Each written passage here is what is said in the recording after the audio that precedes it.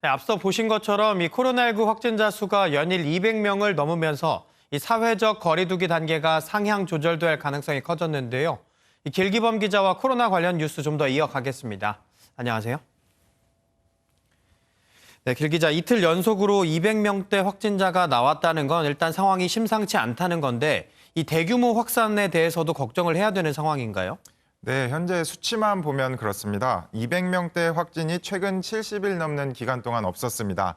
게다가 지난 10달간의 추세를 분석하면 코로나19 대규모 확산은 석 달 주기로 반복됐습니다. 지난 2월 신천지발 유행, 5월엔 이태원 클럽발, 8월엔 광복절 집회를 중심으로 대규모 확산이 있었습니다. 그런데 다시 석 달이 지난 지금 하루 확진자 수가 이미 이태원 클럽발 집단 감염대를 훌쩍 넘어섰습니다. 네. 네, 그래서 거리두기 1.5단계 격상 이야기가 나오는 것 같은데 이 1.5단계로 올라가는 기준을 먼저 설명해 주시죠. 네, 핵심 기준은 일주일간 하루 평균 몇 명의 확진자가 발생했는지입니다. 네. 전국을 7개 권역으로 나눠 격상 기준에도 차별을 뒀는데요. 수도권의 경우 그 기준이 일주일간 하루 평균 확진자 수 100명을 넘는지 여부입니다. 즉 100명 아래면 1단계, 100명을 넘어가면 1.5단계로 하겠다는 겁니다. 그 외 충청, 호남, 경북, 경남권은 30명, 강원, 제주는 10명이 기준입니다. 이외에도 치료 역량 등 다른 지표들도 종합적으로 고려하게 되는데요.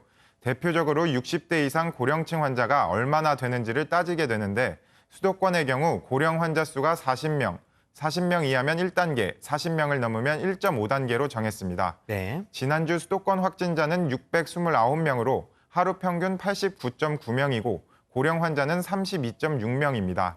두 지표에서 모두 1.5단계 격상 턱 밑까지 다다른 상태이고요. 강원은 이미 주요 지표 모두 1.5단계 기준을 넘어선 상황입니다. 네.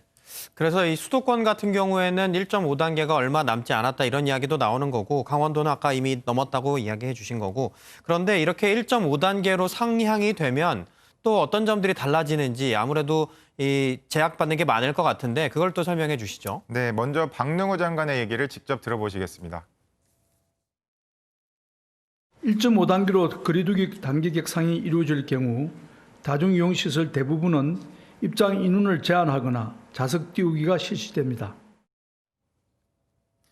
네, 1.5단계로만 올라가도 자영업자는 적지 않은 타격을 받게 됩니다. 식당, 카페만 보면 테이블 간 1m 거리두기 등의 조치를 해야 하는 곳들이 늘면서 손님을 최대 절반까지 줄여 하는 곳들이 생겨나게 됩니다.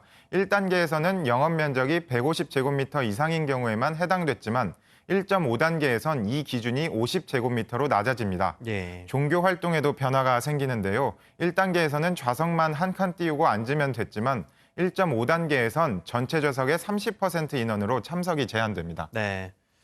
분명한 건 이런 행동에 분명히 제약들이 많이 올 거라는 점에 이 우려가 있습니다. 그래서 어제 중대본도 이 위기 상황으로 보고 이 방역 협조를 당부를 했는데 특별히 또 우려하는 부분이 있을까요?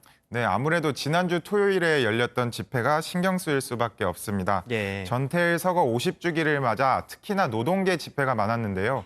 거리두기 1단계로 정부가 100명이 넘는 규모의 집회를 금지하자 99명씩 쪼개서 여러 집회가 열렸습니다. 예. 집회마다 발열 체크와 인원수 확인은 이뤄졌지만 저희 취재진이 돌아서 확인해 보니 코밑까지 마스크를 내리고 대화를 나누는 등 곳곳에서 허술한 방역이 포착되기도 했습니다. 네.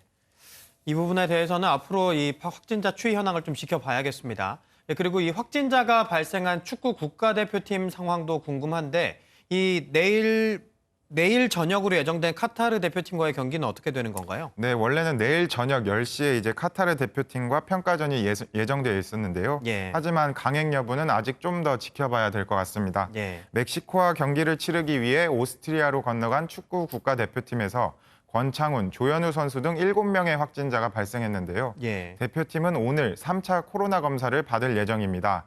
대한축구협회는 3차 검사 결과가 나오는 대로 상대팀인 카타르 축구협회, 개최국인 오스트리아 축구협회 등과 협의해 평가전 진행 여부를 결정한다는 방침입니다. 네.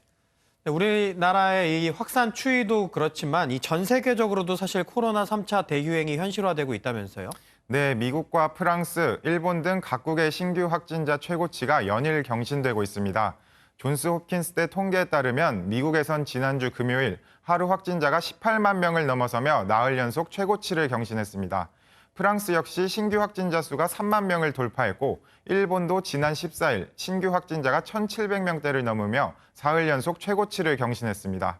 북반구가 겨울에 접어들면서 날이 추워지자 코로나 바이러스 자체의 생존력이 더 늘어나고 건조한 경우 감염이 더 쉽게 일어나면서 감염자도 늘어나는 것으로 보입니다. 겨울철 실내 생활이 증가하면 전파 가능성도 높아지는데 미국은 오는 26일 추수감사절 연휴도 앞두고 있어 방역 당국은 더욱 긴장하고 있습니다. 네. 코로나19 관련 뉴스 길기범 기자와 이야기 나눠봤습니다. 고맙습니다.